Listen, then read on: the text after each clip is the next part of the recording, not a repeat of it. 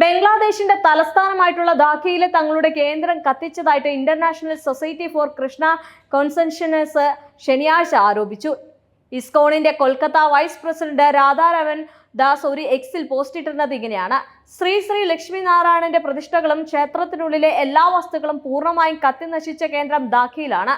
നംഹട്ട പ്രോപ്പർട്ടിയിലെ ക്ഷേത്രത്തിനുള്ളിലെ വിഗ്രഹങ്ങൾ നശിപ്പിച്ച് സമുദായാംഗങ്ങളെയും വൈഷ്ണവ ക്രമത്തെയും ലക്ഷ്യമിട്ടായിരുന്നു ആക്രമണമെന്നാണ് ISKCON Kolkata vice president Radharaman പറഞ്ഞിട്ടുള്ളത്. ശനിയാഴ്ച പുലർച്ചെ 2 മണി മുതൽ 3 മണി വരെ തുഗ്ര പോലീസിന്റെ അധികാര പരിധിയിലുള്ള ദൂർ ഗ്രാമത്തിൽ സ്ഥിതി ചെയ്യുന്ന ഹരേ കൃഷ്ണ നംഘട്ട സംഘത്തിന്റെ കീഴിലുള്ള ശ്രീകൃഷ്ണ രാധാകൃഷ്ണ ക്ഷേത്രത്തിനും ശ്രീ മഹാഭാഗ്യ ലക്ഷ്മിനാരായണൻ ക്ഷേത്രത്തിനും അക്രമികൾ തീയിട്ടെന്നാണ് പറയുന്നത്.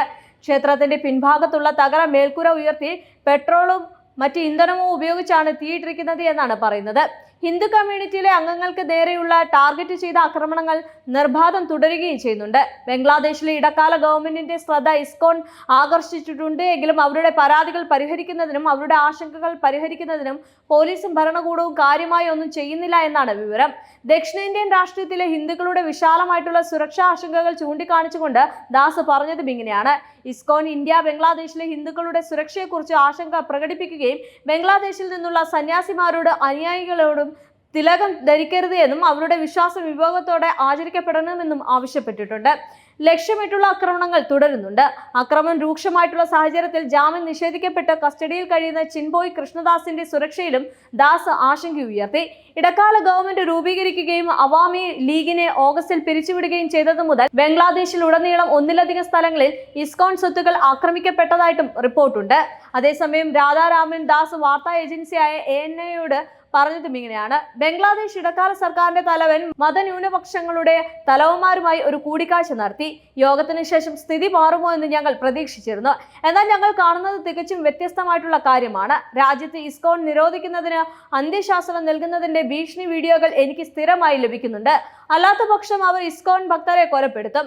ഓഗസ്റ്റിൽ ഷെയ്ഖ് ഹനീസയുടെ ഭരണത്തിന്റെ തകർച്ചയ്ക്ക് ശേഷം മുഹമ്മദ് യൂസിന്റെ നേതൃത്വത്തിലുള്ള ഇടക്കാല സർക്കാർ അധികാരമേറ്റതു മുതൽ ന്യൂനപക്ഷങ്ങൾക്ക് പ്രത്യേകിച്ച് ഹിന്ദുക്കൾക്ക് നേരെയുള്ള ആക്രമണങ്ങൾ വർദ്ധിച്ചു വരികയാണെന്നാണ് കഴിഞ്ഞ 4 മാസത്തിനിടെ ബംഗ്ലാദേശിലുടനീളം വിവിധ സ്ഥലങ്ങളിൽ ഇസ്കോൺ സ്വത്തുക്കൾ ആക്രമിക്കപ്പെടുകയും ചെയ്തിരുന്നു.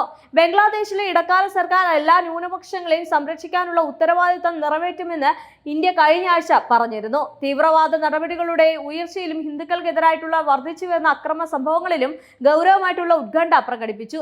എന്നാൽ ഇതിനിടയിൽ ബംഗ്ലാദേശിൽ മറ്റൊരു ഇസ്കോൺ ക്ഷേത്രത്തിന് നേരെ ആക്രമണവും ഉണ്ടായിരുന്നു. ധാക്കയിലെ ഇസ്കോൺ ക്ഷേത്രവും ഇസ്കോൺ കേന്ദ്രവും തീവെച്ച് നശിപ്പിച്ചു എന്നാണ് ഇന്ത്യ ടുഡേ റിപ്പോർട്ട് ചെയ്യുന്നത്. പുലർച്ചെയാണ് സംഭവം ഉണ്ടായിരിക്കുന്നത്. ആക്രമണം നടന്ന വിവരം ഇസ്കോൺ വക്താക്കൾ സ്ഥിരീകരിക്കുകയും ചെയ്തിരുന്നു. ബംഗ്ലാദേശിൽ ന്യൂനപക്ഷങ്ങൾക്കെതിരായിട്ടുള്ള അതിക്രമങ്ങൾ തുടർക്കഥയാവുകയാണെന്നും മറ്റൊരു ഇസ്കോൺ കേന്ദ്രവും ക്ഷേത്രവും കൂടി അക്രമികൾ തകർത്തു എന്നുമാണ് കൊൽക്കത്തയിലെ ഇസ്കോൺ വൈസ് പ്രസിഡന്റ് വക്താവുമായിട്ടുള്ള ദാസ് പ്രതികരിച്ചത്. ധാക്കയിലെ ഇസ്കോൺ നാഹട്ട കേന്ദ്രവും അവിടെ ഉണ്ടായിരുന്ന ക്ഷേത്രവുമാണ് കത്തിച്ചിട്ടുള്ളത്.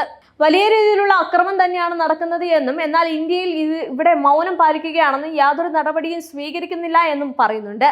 എന്നാൽ വലിയ രീതിയിലുള്ള ആക്രമണം തുടരുമ്പോഴും സ്വന്തം രാജ്യത്തെ ഭരണകൂടം മൗനം പാലിക്കുക തന്നെയാണെന്നാണ് അവർ ഉയർത്തിക്കാട്ടുന്നത്.